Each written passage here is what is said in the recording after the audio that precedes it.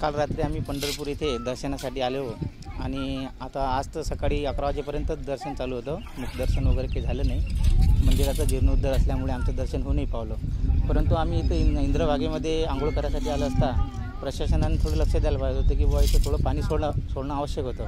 कारण जे काही बाहेरगावून भाविक भक्त वगैरे येतात बरेच लांबवरून, कोणी 500 किलोमीटर 600 किलोमीटरहून येते, तर आमची थोडी इथे आंघोळीची व्यवस्था जी चंद्रभागेची इच्छा होती ते काही पूर्ण झालेली नाही आहे. तिथं थोडं डबके साचलेले आहेत पाण्यामध्ये थोडी घाण आहे. लहान मुलांना आंघोळ करायला त्रास झालेला आहे. थोडं घाण वगैरे असल्यामुळे आम्हाला आंघोळ करता आली नाही इथं. परंतु आमची इच्छा अशी होती की बा प्रशासनानं थोडंसं 8 दिवसाच्या अंतराने थोडं जर पाणी सोडलं तर भाविक भक्तांना आंघोळ करण्यासाठी आणि जे काही पवित्र विधी वगैरे असतात त्यांचे ते करण्यासाठी थोडी मदत होईल.